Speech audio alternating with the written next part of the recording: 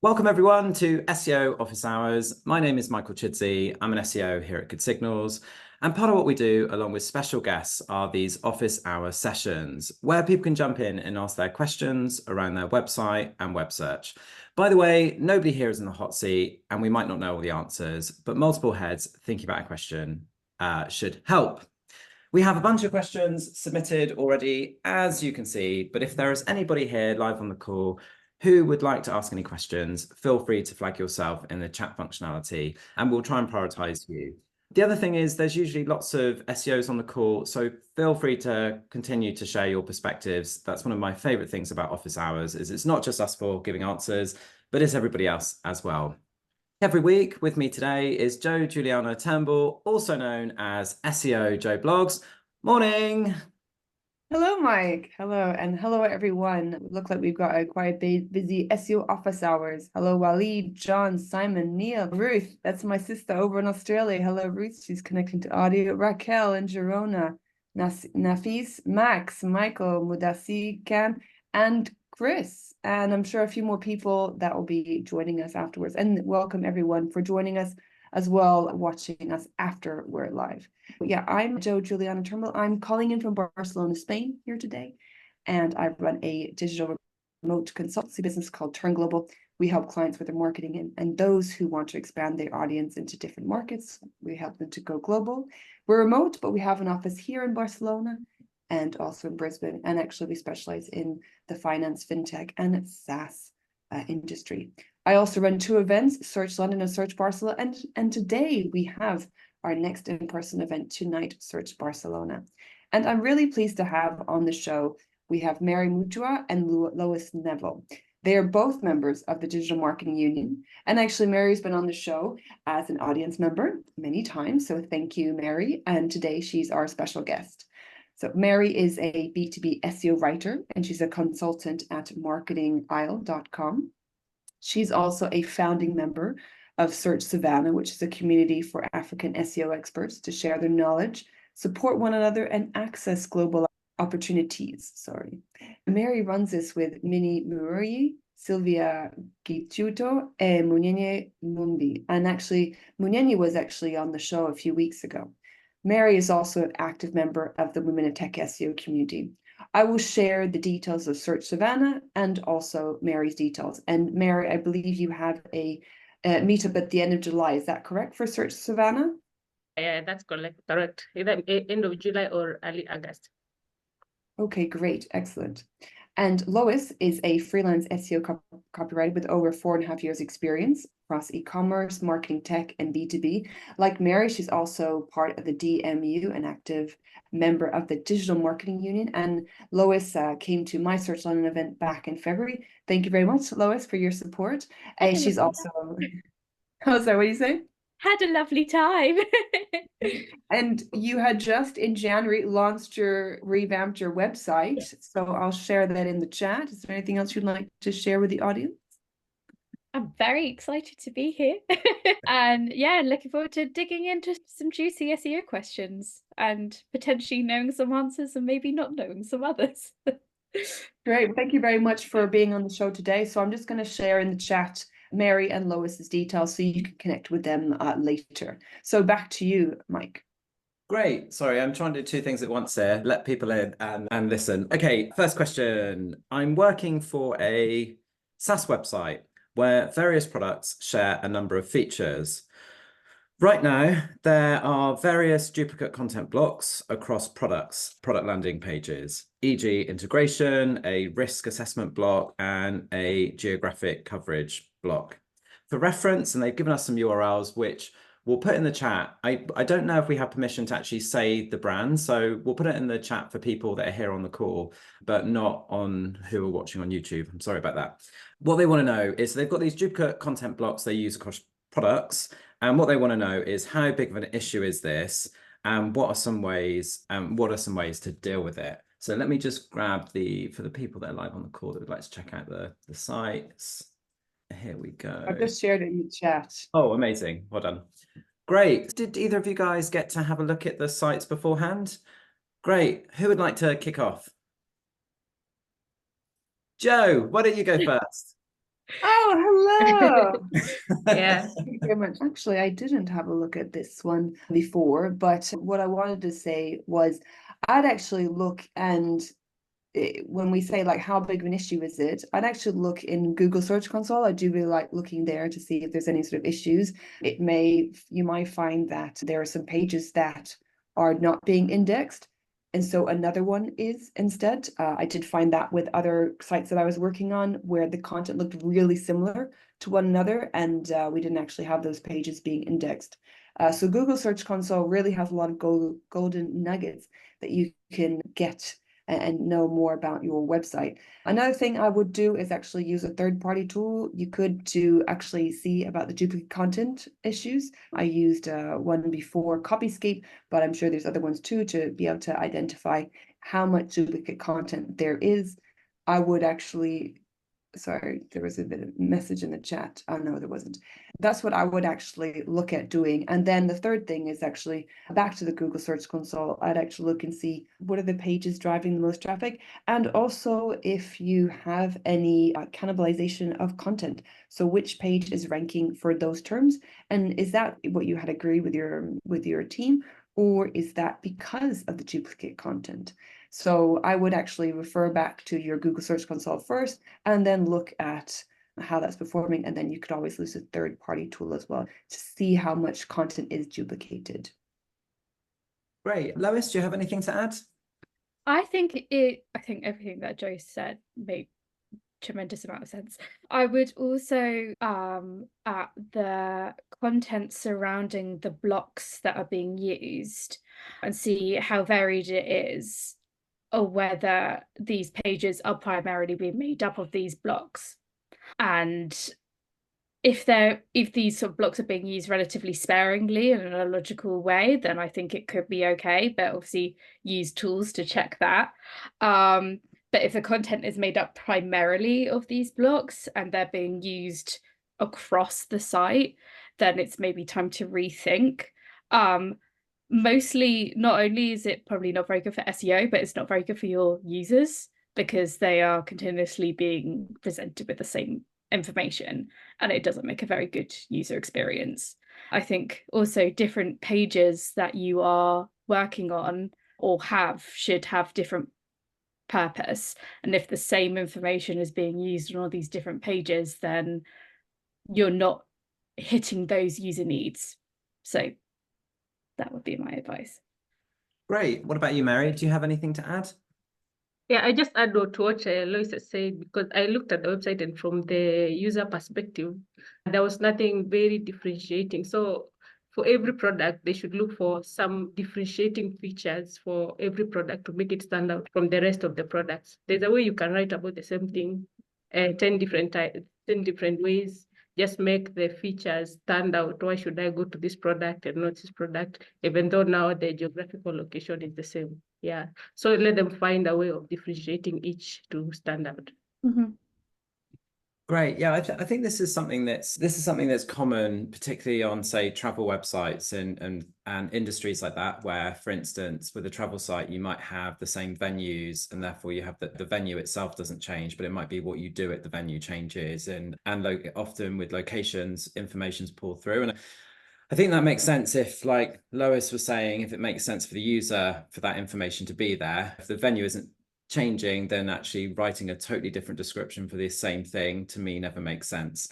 What I would say is if you're just using the same blocks and there's just a tiny bit of content that's different at the very top of the page, I would question, do you need to have multiple pages, or are you just like, why have you got those different pages if it is just made up of the same content apart from a different heading? I like what Joe said about Google Search Console as well, because often one way to work out whether it's duplicate content is whether a page is or isn't indexed, and then often if you inspect the URL, you can see if they've applied some sort of rel canonical to another page, and that's usually a good indicator. Yeah, so I think, but looking at this, it does seem like they are just, it is just lots of the same blocks. So I would probably think about ways of making those pages more unique and better. And if they are built to answer particular, like specific queries, then think about how you can improve them and make them more bespoke. So that's how I would address it. One, I'd find out if there is a problem in the first place, like where one of them isn't ranking, and then the other is thinking about how to make them better. But like I said, there are lots of industries where you've got products under multiple categories, or like travel websites is probably, like I said, the easiest example that I've worked on, where we've had this, and ways of addressing that is just making sure there's enough unique content on the pages. And that's not for search engines, that's for Joe. Have we got anything in the chat? Oh, you're on mute. Still on mute. Classic. There we go. Thanks very much, Simon. Always jumping in there. So he was saying that it looks like a very confusing site for a user. Yeah, big blocks of the sales type, calls to action, and very little actual content about each service. So yeah, maybe people should actually get it looked at by a non-SEO. What do you think of the site? You should ask your family and friends. Make the most of it. Often I find as well, some people end up doubling up on content when really when they offer one service, and really the homepage should be geared towards that service. But because of SEO, for example, people think they need to have separate pages for all of the different queries, when often I think it's better to just have one really good page than having lots of pages that, like Lois said, if customers are going around browsing your website and you end up with the same content on each, then what's the point in having all those different pages? Great. Are we happy to go to the next question? We are very happy to go to the next question. I just wanted to also ask people to write in the chat what city they're calling in from today. Nice. I think we've got a bit of a international SEO office hours. Obviously, we've got Australia out there is 8 hours ahead of, or 9 hours ahead of Mike. I wonder if we've got anyone east.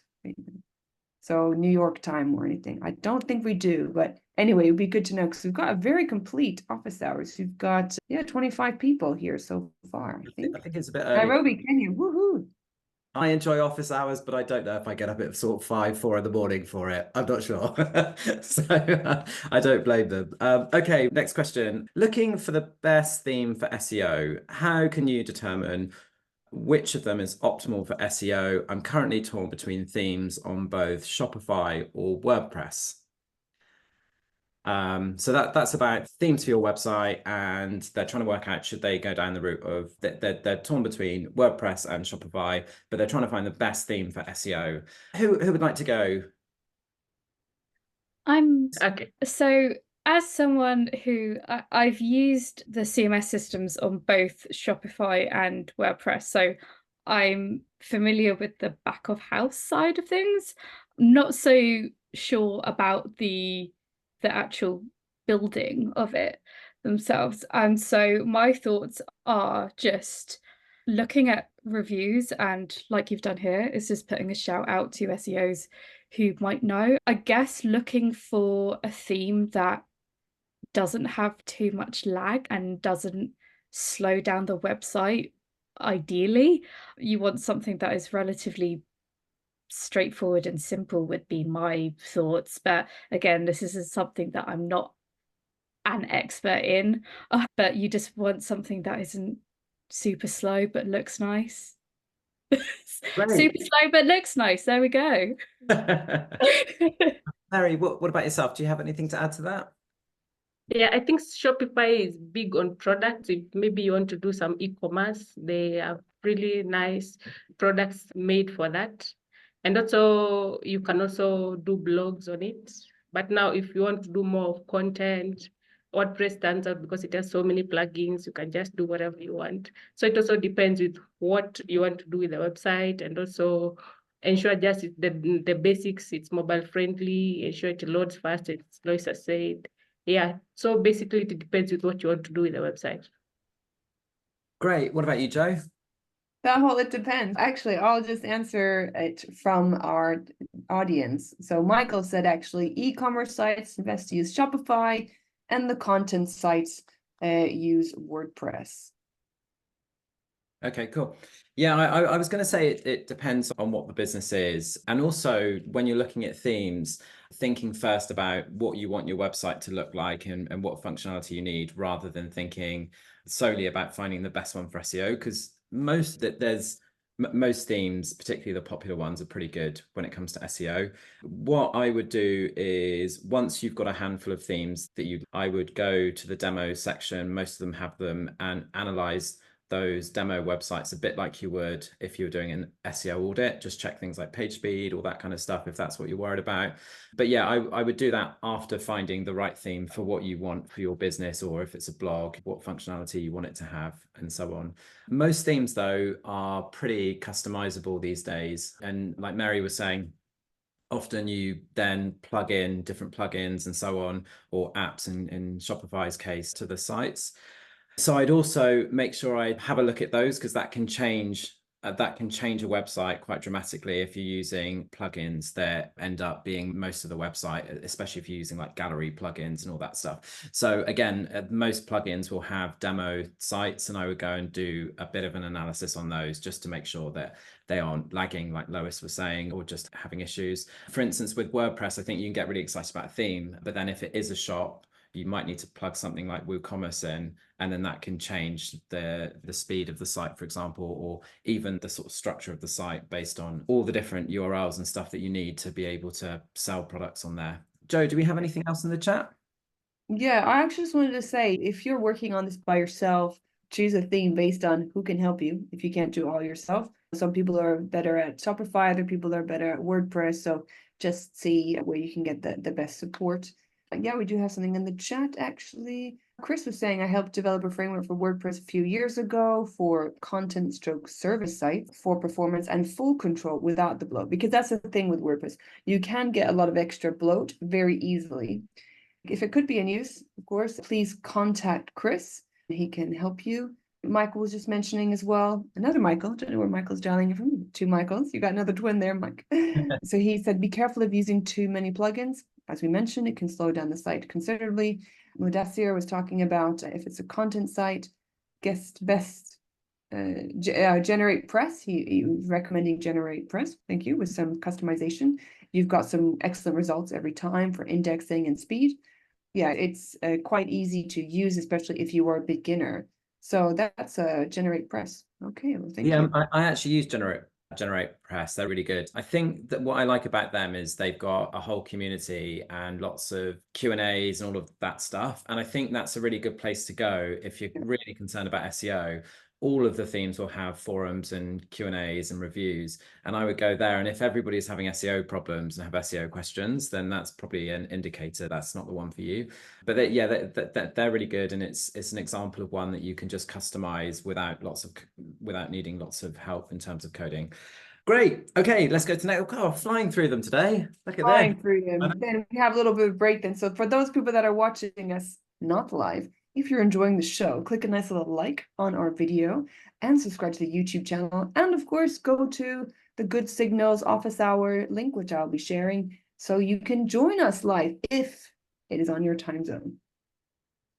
Okay, we've got a nice long question here. So I recently made a quick 3-page website for my local plumber and put in best practice SEO practices, etc.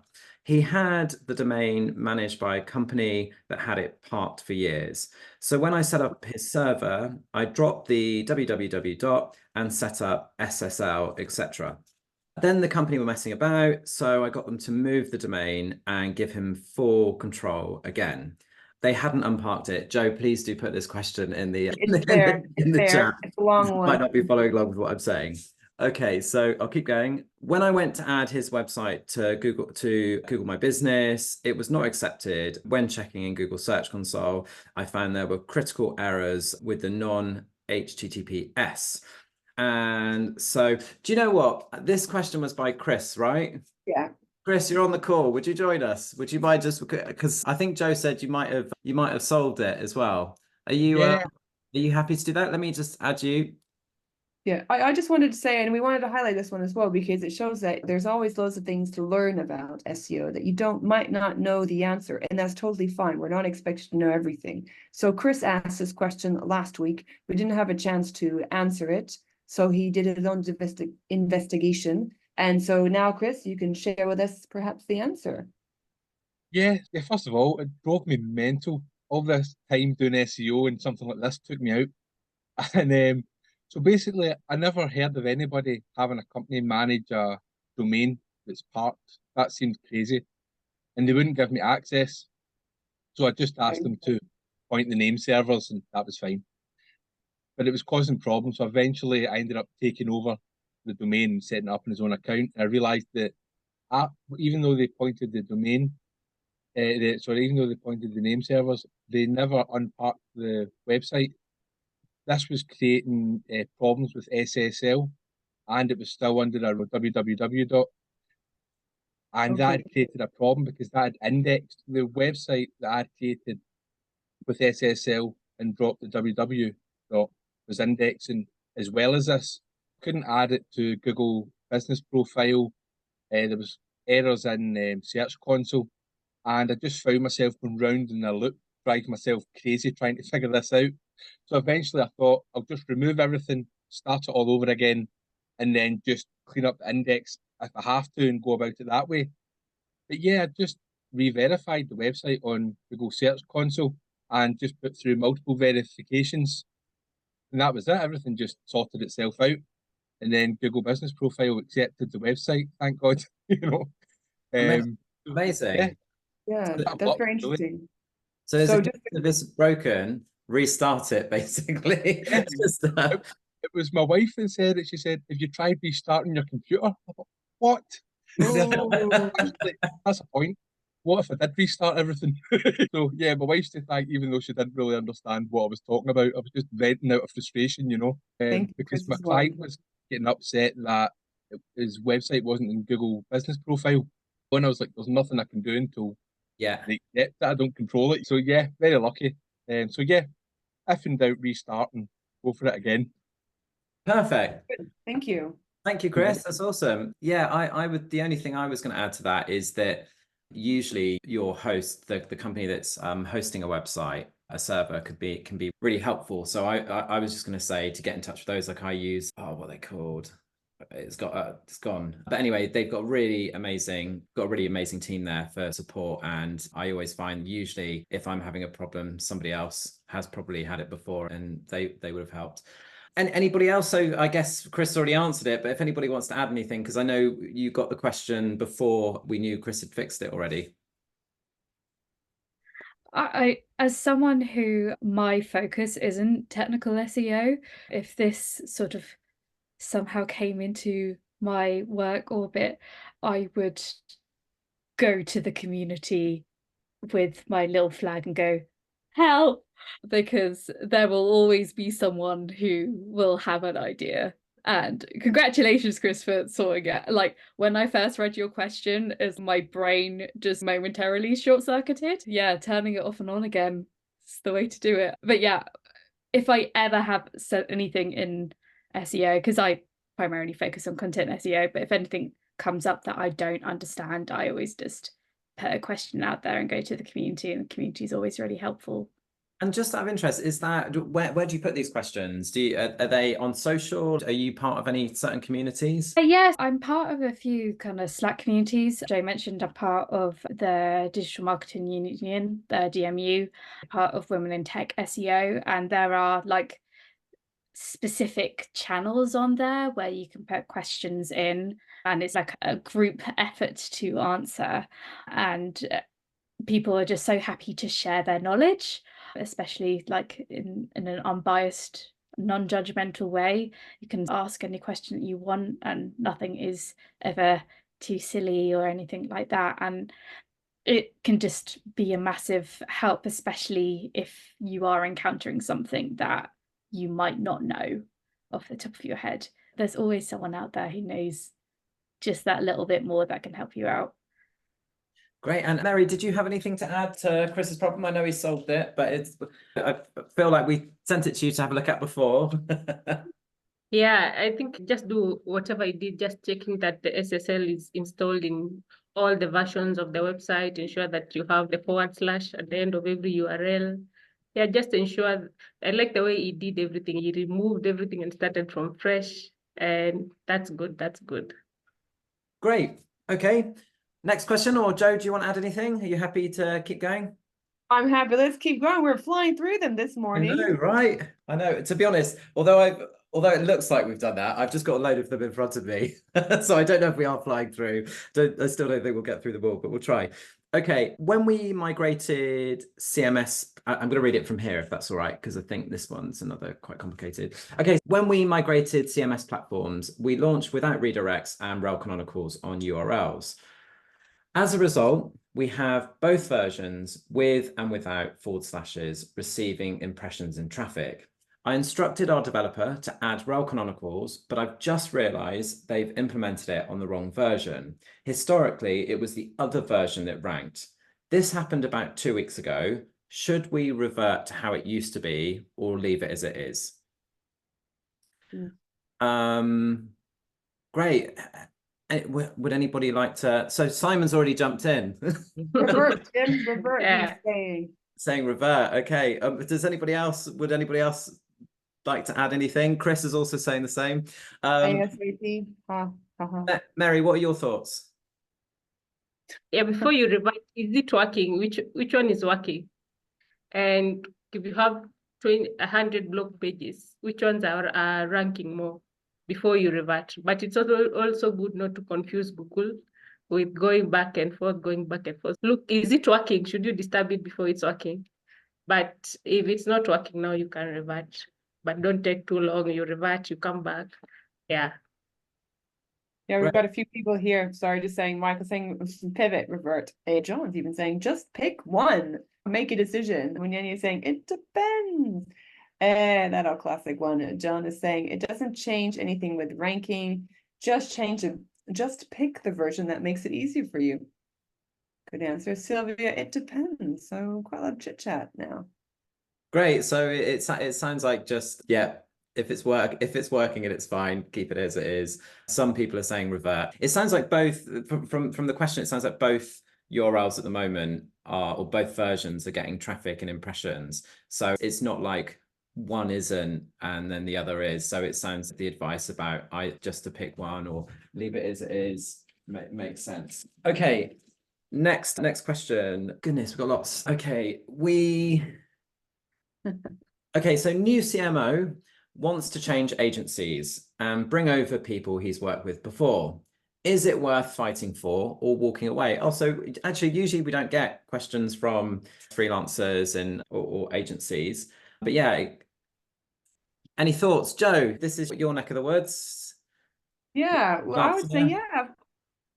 For this question, I would say, yeah, you need to show what the previous agency has been doing and show what the work has been done. I do find that in many situations that when there is either a new marketing manager, chief marketing officer, or a new head of, in some capacity, they want to clear out everything and start again, but because they want to make a mark. But I think the proper thing really to do is to actually assess what's worked well and what hasn't, and then spot those gaps and work on that, because sometimes just getting rid of everything that you've done before, you'll be a few steps behind.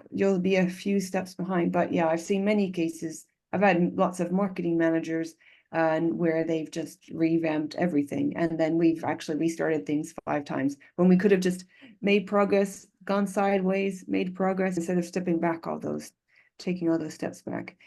Simon's actually said, if you're the CEO, tell him off. If you are an underling, yeah, then let him have his way or you are toast. Oh, Simon, no, I would hope that you could have some power and some fight there. If John is asking, will the new CMO share the kickback? Maybe the new CMO is super insecure in their new role, Monty's saying. Show them things have been going well. Yeah, I think it's really important to show what's worked and what hasn't worked, but I wouldn't scrap everything. Great. Lois, have you got anything to add?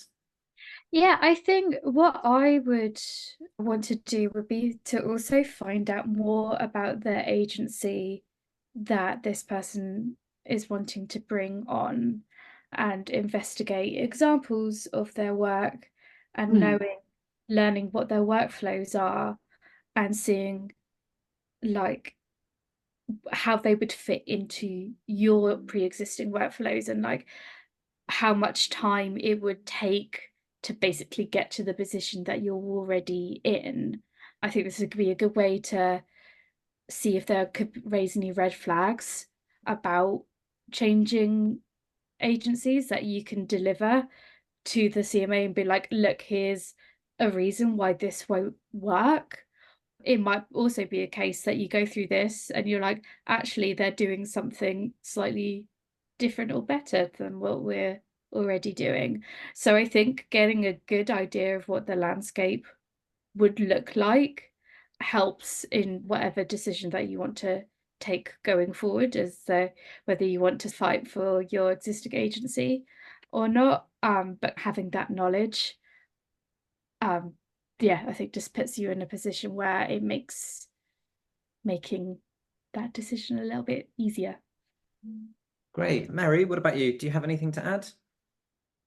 I don't know who asked the question. Is it the agency or the owner of the company, the owner of the website? If it's the agency, just ensure that your data is clean and you can show the work you've done. I've had clients who leave, then come back, maybe 6 months later, said, we messed up, we need you back. So they always do that. If it's the agency, just ensure that you can show the progress, if the backlinks you've acquired, if the ranking, how it's gone.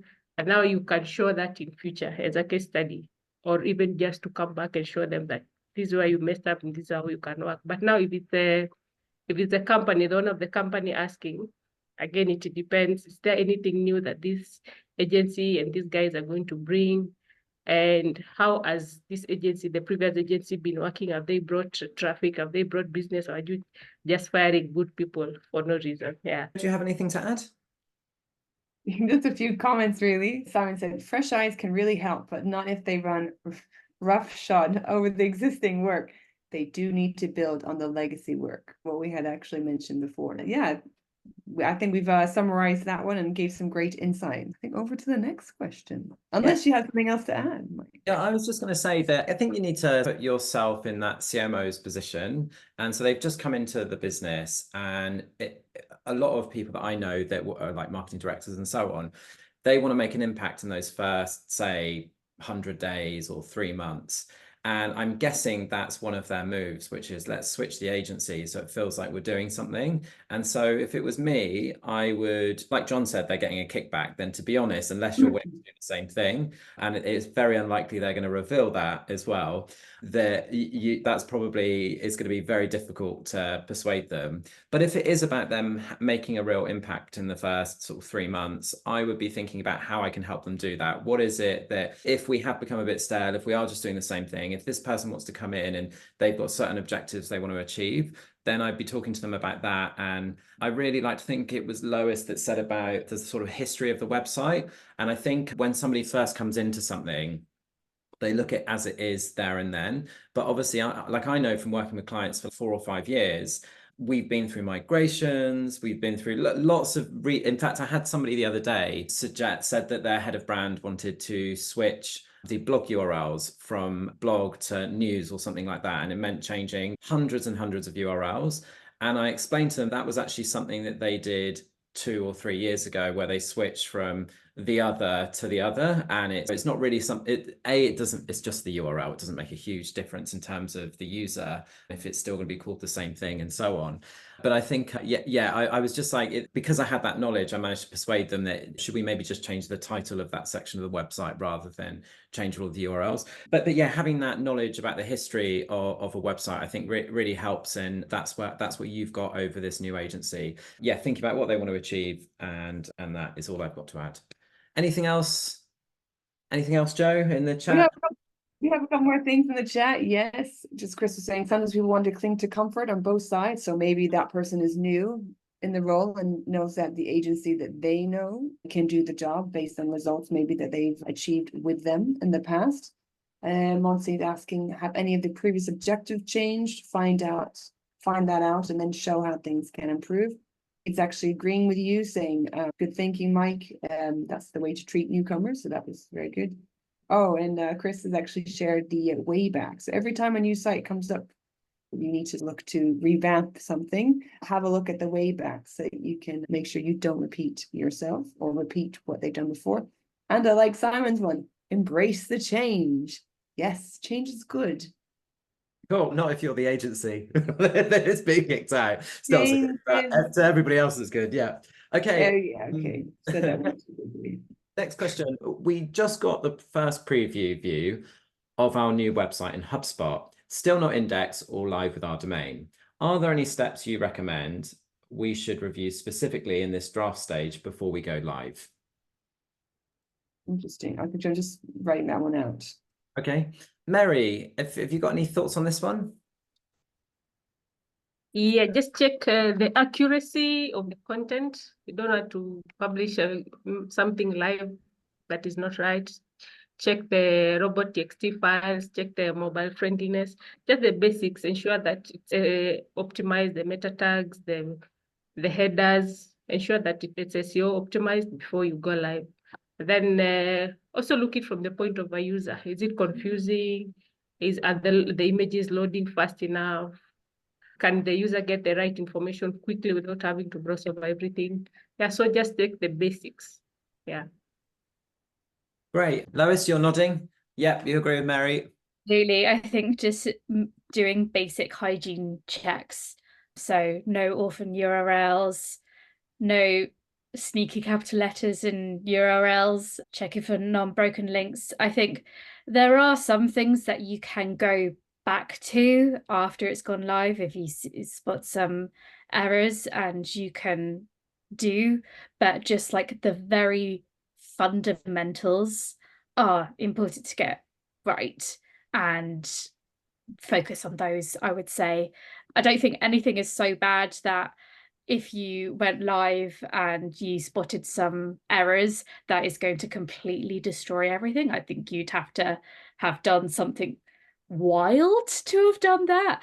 But starting with a nice basic solid foundation, I think is the best way to go about it. And I think you can also find checklists online for all the things to check before you go live. And I think there might be some that are specific to HubSpot as well. So I'd recommend taking a look at those and ticking them off as you go. Great. What about you, Joe? Any thoughts? And I can see there are things in the chat as well. Actually, I'll just read the ones in the chat because we're running out of time, and I think they're really good. Actually, we've got from Natalia, who actually came on the show as well before. She said it's super important to review the templates. Many new builds have H headers as styles and not actually hierarchy. So look at do they have the correct H1 to H6 structure? Simon's asking, I'd be asking Access to run a tech audit over it and ensure there's a migration plan in place for redirects if it is replacing an existing site. And Michael's said, as Mary mentioned, run a full tech audit across the site before it goes live. And then John saying, I'm just here to agree with Mary. Oh, thanks, John. And Chris is saying, flow, grammar, speed, links, check through UX and SEO for best practice. The list goes on for each, but hopefully things have been double checked when they've been built. Some great answers in the chat here. Thanks, everyone. Great. I think actually this is one of my favorite parts of just before you do a migration, and so it's good they're asking this question now, because you've got two versions of the website. You've got the live version that or the formal version that's still live, and then you've got the one on the staging server that you're about to go live with. And what I like about this period is you can literally go through all of your most popular URLs in terms of search and also other channels, and just double check that there's that consistency if it's just, say, a CMS. I often will use something like Looker Studio, where I'll do a crawl of both websites, pull the data into both, and as well as pull in data from Search Console and Analytics, so we have traffic with those URLs, and almost use that as a bit of a checklist to make sure if titles are meant to be the same and if all the pages are there. I think whenever I'm doing a migration, I'm always super obsessed with the most important landing pages from an SEO perspective. So they're always top of mind, and I'll check them many times just to make sure. But yeah, I would just do that, really. Just have It depends on obviously how big the website is. If we're talking about hundreds of thousands of pages, then that's maybe not as possible. But if you're just looking at, I don't know, 1,000 or a couple of hundred, I often find that most organic traffic is going to only, I don't know, under 20 URLs, and I really protect those ones. And then the other thing that some people forget is just old redirects, particularly if they're moving CMS, where you might have some historical redirects from, I don't know, 20 years ago that might be either in the old CMS. You just might want to make sure if there's some history with those older pages, then just to make sure that you've got all the new redirects in place, that would be my feedback. Yeah, that's some good feedback there. Also, just want to say, yeah, thank you everyone for joining in and also sending us your questions. If you can, if possible, just write a bit more context, like about maybe the number of pages, if it's a huge or a small website. In this case, that the Mike said, I know we've said about a lot of it depends. I'd also, for this one, put together like the plan and just also pretend that it is, something that is going to go live, because it's really lucky to have this draft version. So pretend it's as in if it's going to go live, and then you can give yourself that time to check on things that can sometimes fall through the gaps. Yeah, so I'm sorry, I just want, there's another questions. No, there's no more questions yet. Apart from Chris was mentioning, yeah, avoid those redirects. We have got a couple of questions though come in. So maybe we take one more from the that have been sent in and then answer this one in the chat. Okay, I'm interested in knowing what the panel thinks about paying agencies based on the number of links earned rather than a retainer or on an hourly basis. Thoughts? Does anybody here do link building? Lois, you look like you're about to say something. I'd say I have thoughts on this. I have dabbled in link building and prior, and it's really hard. And I think that setting expectations and having targets is good and important for accountability. But I think the ways in which you go about getting links, specifically from certain publications and sites, can take a long time. Things can drop through at last minute, even if someone has spent a lot of time working on it, and there is a risk of not paying someone for the work that they've done. And I think that's when you start to get into a bit of a tricky situation. So I would work first on setting expectations and something to work towards, rather just based on the links that someone is able to deliver you, because I think that also runs the risk of, if it's just based on a certain amount of links, then you might also get links from places that maybe aren't particularly good sites. So you're racking up the amount of links rather than the quality, and the quality is more important. Great. Mary, do you have anything to add? I think you can also agree on the strategies they're using to build the links. Is it through guest posting, or are they maybe looking for directories, getting your name there, or maybe unbranded mentions, just looking for people who have mentioned your name and trying to get those links back?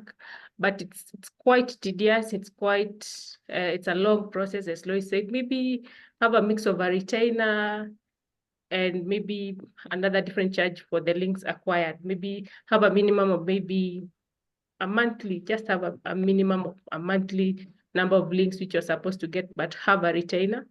I'm not really a big fan of hourly pay because I'm a freelancer. Yeah, so some things take long, others take a shorter time depending on your networks and qualifications. So maybe have a retainer and an additional pay for every link, but agree on how the links are, which domains you're targeting for the links and how they are going to acquire the links, not just insertions here and there. Have a framework on how do you want to acquire these backlinks. Yeah. What about you, Joe? Do you have any thoughts? Yeah, so I've done the link building before. I did it years ago when people would buy links, and yeah, you would pay for a certain amount of links because you're paying for that space on someone else's website. Now I think it's more around getting exposure. So it is difficult to say, oh, how many links I'm going to get, because you could do a story about anything really, about a conference that you're doing, and you might want to hire someone to help you get promotion about it, but you'll get you might get coverage, but you might not necessarily get links. You'll still get people buying the ticket sales for it because you've been promoting on social, you've been putting in different email campaigns, but you don't actually have that many links to it. I think you really need to take a step back and look at what's your overall KPIs, and how does this element of the link building lead to that and help you achieve those goals.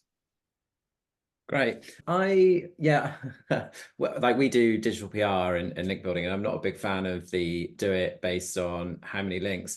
Although, for what it's worth, I'm guessing the person who's asked this question is thinking that who they're working with isn't maybe driving enough PR and coverage and links. Maybe that's the reason they've got this, but it could also work the other way. You have to be careful with this, because unless you put some sort of cap on it, if they were to do a big campaign and they get hundreds or thousands of links, which has happened, then this could really bite your budget if that's the reason. I think with this stuff, personally, I think it's important to, when you're coming up with a digital PR campaign, or you're trying to get your website featured on other sites, I think it's really important to spend time at the beginning coming up with some great ideas and looking at what campaigns are working for others. And that's not going to deliver links straight away. And so you need to pay for somebody to do that research and come up with those ideas. And if, based on experience, if I'm honest, that's the bit that will earn you coverage and links. If you've got really strong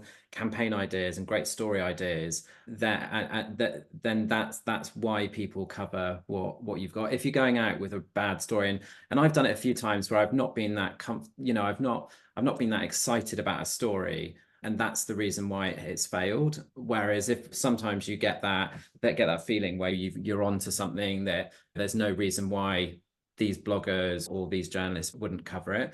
But most of the campaigns that we've worked on that have been successful have been based more on the sort of time spent at the beginning coming up with a PR or digital PR plan. Sometimes it is spontaneous. So some of our most successful campaigns have come from once we sold something on eBay, and that was just an idea. It came really quickly, and it was very low budget and so on, and that got tons and tons of links. But in most cases, it's based on actually coming up with putting a real plan together and having some solid ideas that you can go out with throughout the year, based on things like events that are happening, or there might be things that are happening in the business, and you can only really do that if you've got that time to plan. Great. Joe, you mentioned there are some questions in the chat. Should we do some? Yeah. Well, I just wanted to ask Mudassir if he could just send through the question to SEO office hours with the URL, because I didn't quite understand the question. So if you could do that, then Mike and I can have a look at it and come back to you about that, because I wanted to give you the proper answer for that, because I didn't quite understand it. Apologies on that. Okay, so we've got another link building question actually, which is, I would like some guidance about outreach email templates and titles. Currently, I'm struggling with this. Most emails are opened and read, but do not generate any links. So any sort of thoughts, anybody, around getting journalists to actually not just read your emails, but then that turning into some coverage? Any thoughts? I have some thoughts. I would say, as someone who has been on both the receiving end and also sending out these sorts of emails, I think the best type of emails are the ones that are personalized. Don't use a template. Like, you want to talk about the website itself, the particular article that it's been written, mention maybe the mission or the objective of the website, and make it seem like you are genuinely interested in what they have to say. I think another thing is that, are you generating a link as a straightforward process that will take a small amount of time? Because the likelihood, especially if you're reaching out to a journalist, is that they are super, super busy, and anything that could impede on the time that they already have, they're not going to be interested in. And also, have you presented any benefits to them? Not payment, but like a repost or a shout out or an invite to write on your company's blog or something like that. So it doesn't just feel like a one-sided transaction. It's just taking quite like a human approach to it.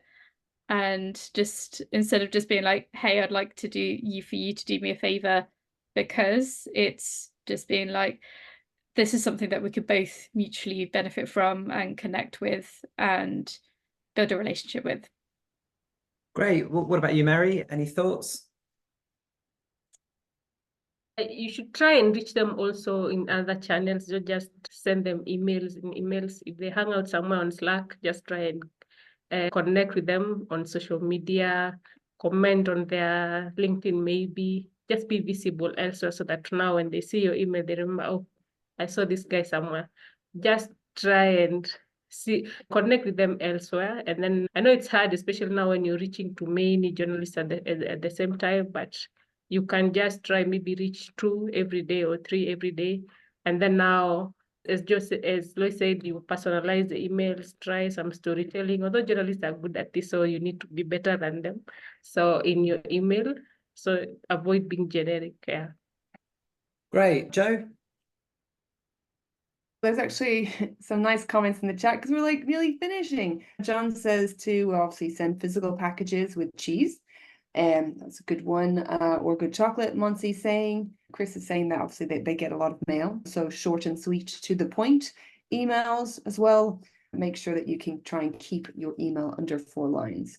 Yeah, I can't add anything else to that, but I do want to say a quick thank you very much, everyone, for joining us live. Everyone that's joined us here, we've had a very international SEO office hours, and thank you very much to our special guests, Lois and Mary. If you're watching from home, not live, click a like and subscribe to our YouTube channel. And also, if you would like to join us live, then sign up and Mike will send you the calendar invite. Just go to SEO office hours and you will find you'll go to Good Signals /SEO-office-hours.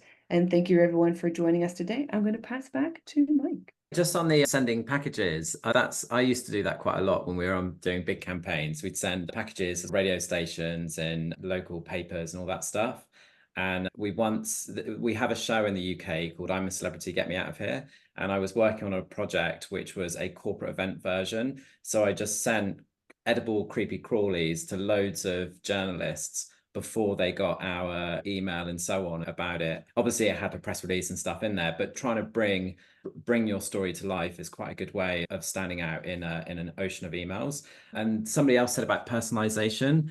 The other day, for the first time ever, managed to get a link did outreach in Spanish, and my other half, she speaks Spanish, and they had basically it was a publication in the States, but really wanted to get in there because they had loads of relevant content. But if I'd have just gone with English or maybe just Google Translate, that might not have done it, and it worked. So definitely thinking about the other person.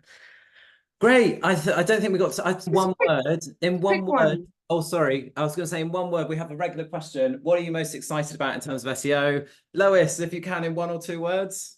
Nuance. Cool. Mary, what are you most excited about in terms of SEO? AI, just getting better than AI. Cool. Joe? Events. We have Search Barcelona events. tonight, International Social Summit, and we have SearchAfricon next week. I'm writing in the chat now. Oh, amazing. We've hit 10:30. Thank you so much, everybody, for joining us live on the call. Thank you for submitting questions. Thank you to our speakers, and thank you to anybody watching afterwards on YouTube. Catch up with you next week. Have a lovely weekend. You. Bye. Bye. Thank you.